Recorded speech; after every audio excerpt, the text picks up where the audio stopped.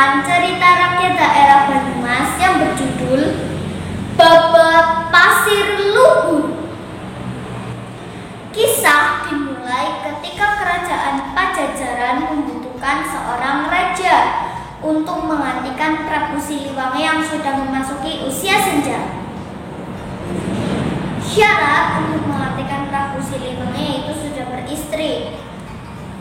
Prabu Siliwangi berharap anak tertuanya, Raden Banyaksatra, bisa menggantikannya sebagai raja.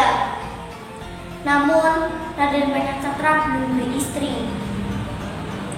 Raden Banyaksatra memutuskan untuk mengembara dan meminta izin kepada ayahnya. "Wahai ayah, izinkan hamba berkelana untuk menemukan jodoh hamba." "Pergilah nak, restuku bersamamu," jawab Prabu Siliwangi. Setelah beberapa saat, Raden Banyaksatra sampai di padepokan dan bertemu dengan Ki Ajar Wirangrong. "Saya Banyaksatra dari Pajajaran." "Raden, sebaiknya Raden berganti nama menjadi Raden Kamandaka dan berjalan ke arah selatan." Setelah beberapa waktu, Raden Kamandaka sampai di Kadipaten Pasir Luhur dan ia mengabdi kepada Patiraksanata, dan Patiraksanata mengangkat Raden Kamandaka sebagai anaknya.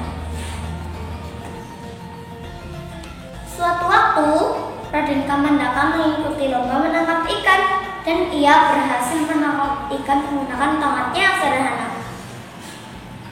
Di sana ada gadis cantik yang bernama Dewi Citarasa.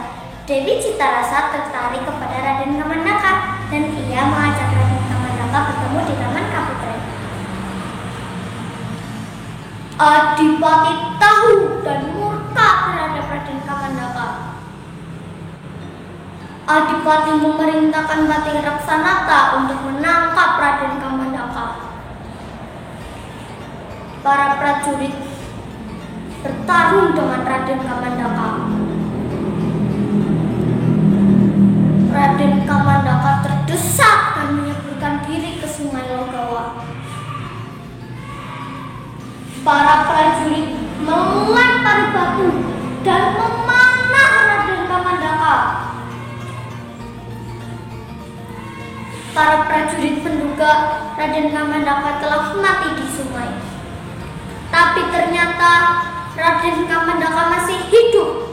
Ia berenang sampai Patikraja.